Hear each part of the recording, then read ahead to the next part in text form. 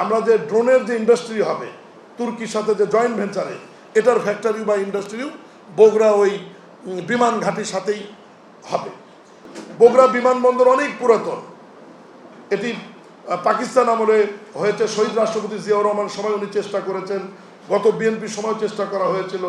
এই উত্তর অঞ্চলে কোনো আন্তর্জাতিক মানের বিমানবন্দর নেই।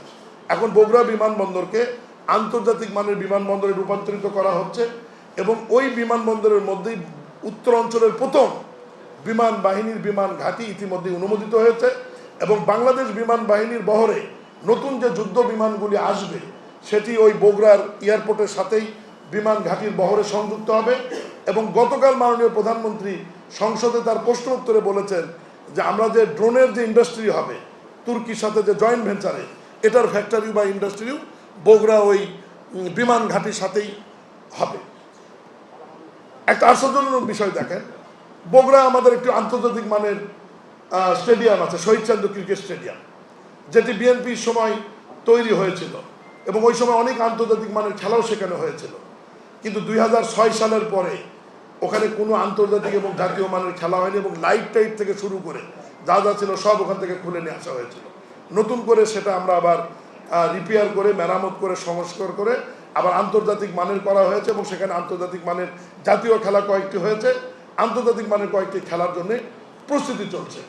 উত্তরাঞ্চল মানুষের দীর্ঘদিনের একটি দাবি ছিল যে সিরাজগঞ্জ থেকে বগুড়া পর্যন্ত রেলপথটি সংযোগ, এই সংযোগটি না থাকবার কারণে বগুড়া সহ উত্তর অঞ্চলের মানুষকে এই ঈশ্বরদী হয়ে সান্তার হয়ে আমাদের উত্তর অঞ্চলে যেতে হয়।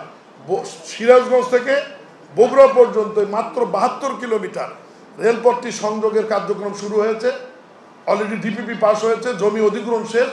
এটা হবার কারণে আমাদের 122 কিলোমিটার রাস্তা উত্তর অঞ্চলের রেলপথের জন্য আমাদের সাশ্রয় হবে, 122 কোটি রাস্তার প্রয়োজন হবে না। বগুড়ার মতো একটা গুরুত্বপূর্ণ জায়গা, যে জেলার ওপর দিয়ে 11টি জেলার মানুষ চলাফেরা করে, 11টি জেলার পণ্যবাহী ট্রাক, যাত্রীবাহী গাড়ি এবং সাধারণ মানুষ বগুড়া শহরের ওপর দিয়ে যাওয়া আসা করে, অথচ বগুড়ার মতো জায়গায় কোনো ফুটবল স্টেডিয়াম নাই, এখনও নাই। এটা যদি বলি যে বগুড়া একটা আন্তর্জাতিক মানের ফুটবল স্টেডিয়াম চাই, এটা কি আমাদের জন্য খুব অপরাধ হবে? অবশ্যই অপরাধ হবে না। অনেক গুরুত্বপূর্ণ শহর সিটি কর্পোরেশন আছে, বগুড়া আমরা সিটি কর্পোরেশন করেছি।